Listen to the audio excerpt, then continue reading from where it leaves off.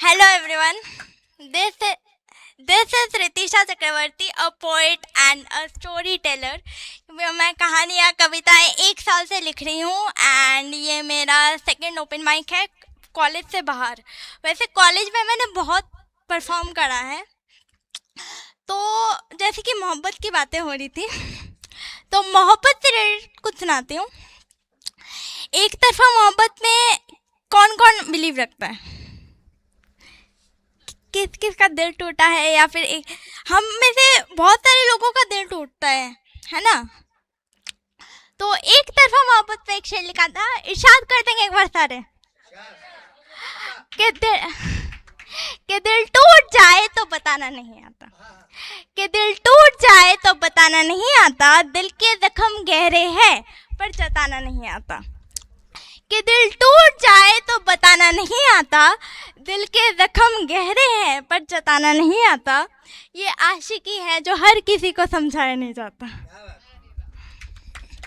तो मेरा अगला जो पीस है, मैंने अपनी पहली जो ओपन माइक है ना, वो मैंने कॉलेज में करी थी जैसे कि मैंने बताया.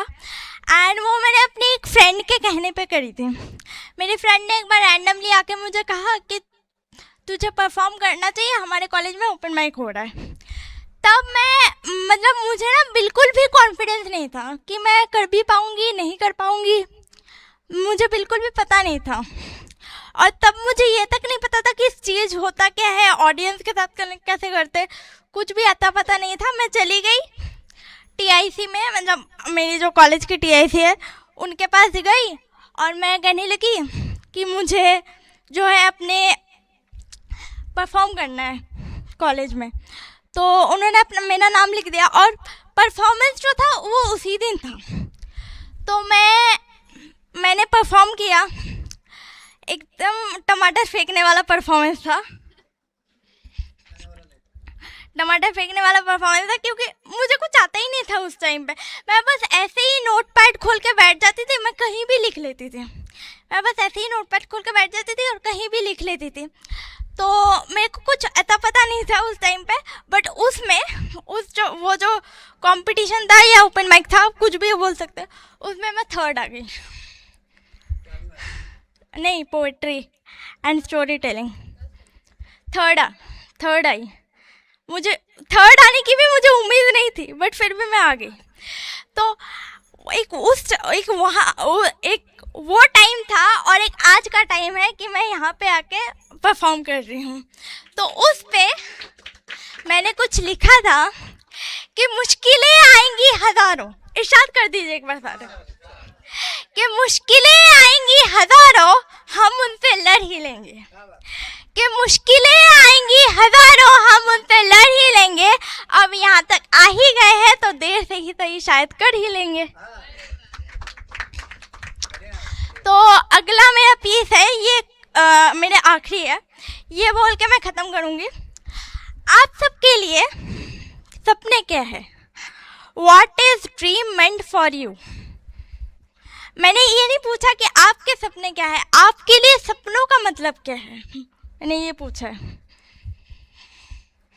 किसी का डॉक्टर होने का सपना होता है, किसी का इंजीनियर बनने का सपना होता है, किसी का बहुत सारे सपने होते हैं.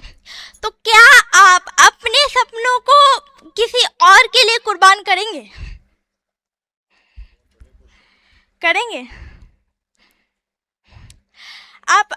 अगर हम किसी और के लिए अपने सपनों को कुर्बान कर देते हैं ना, तो हमारे सपने गोल्स नहीं बन पाते, है ना. तो उस पे मैंने कुछ लिखा था कि चलो ख्वाब पूरे करते हैं, चलो ख्वाब पूरे करते हैं, चलो आज अपने सपनों के पीछे भाग लेते हैं, अपनी जिंदगी अपने हिसाब से जी लेते हैं. आएंगी शायद मुश्किलें हज़ारों, कि आएंगी शायद मुश्किलें हज़ारों, रास्ता भी आसान नहीं होगा, पर अगर तुम अड़े रहो तो अपनी मंजिल तुम खुद पा लोगे. जिंदगी तुम्हें आजमाएगी कांच की तरह, किसी मेले में हो रहे नाच की तरह. पर सच तो यही है दोस्त कि तुम उस खुदा के बनाए हुए रास्ते पे चल दोगे. तो मान लेते हैं कि हम कर लेंगे, मुश्किलें आएंगी हजारों, हम उनसे लड़ लेंगे, हम जिंदगी के हर मुश्किल से लड़ लेंगे, वक्त रहते खुद के किस्मत को पलट देंगे, क्योंकि अक्सर जब हम अड़े रहते हैं वो मंजिल हमें मिल जाती है। अगर हम अड़े रहे तो कांटों से भरे रास्ते भी खिल जाते हैं, कांटों से भरे रास्ते भी खिल जाते हैं। धन्यवाद। Thank you so much guys, thank you so much for being such a lovely audience. And मैं एक और बात कहना चाहूँगी कि मैं सोशल मीडिया कंटेंट क्रिएटर हूँ। कल ही मेरे अकाउंट में 20,000 फॉलोअर्स कंप्लीट हुए हैं। एंड बस इतना ही। Thank you so much.